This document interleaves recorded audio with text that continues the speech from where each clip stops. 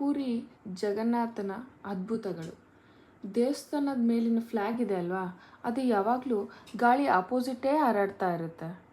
ಪ್ರತಿ ದಿನ ಆ ಫ್ಲ್ಯಾಗ್ನ ಅಷ್ಟು ಹೈಟ್ ಇದ್ರೂ ದಿನ ತೆಗೆದು ಚೇಂಜ್ ಮಾಡಬೇಕು.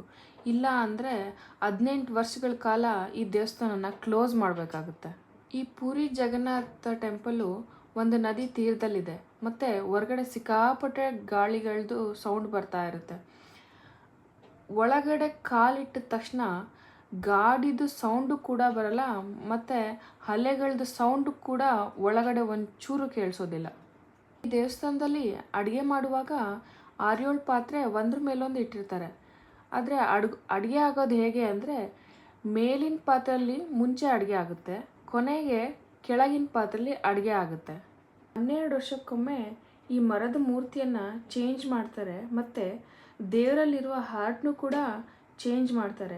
ಈ ಹಾರ್ಟ್ನ ಚೇಂಜ್ ಮಾಡಬೇಕಾದ್ರೆ ಕಣ್ಣಿಗೆ ಬಟ್ಟೆ ಕಟ್ಕೊಂಡಿರ್ತಾರೆ ಪೂಜಾರಿ, ಮತ್ತು ಇಡೀ ಊರಿನಲ್ಲಿರೋ ಕರೆಂಟ್ ಕೂಡ ಆಫ್ ಮಾಡಿರ್ತಾರೆ. ಯಾಕೆ ಅಂದರೆ ಯಾರೂ ನೋಡಬಾರ್ದು ಅಂತ. ವರ್ಷದ ಆಷಾಢ ಟೈಮ್ನಲ್ಲಿ 15 ದಿನ ದೇವಸ್ಥಾನನ ಕ್ಲೋಸ್ ಮಾಡ್ತಿರ್ತಾರೆ.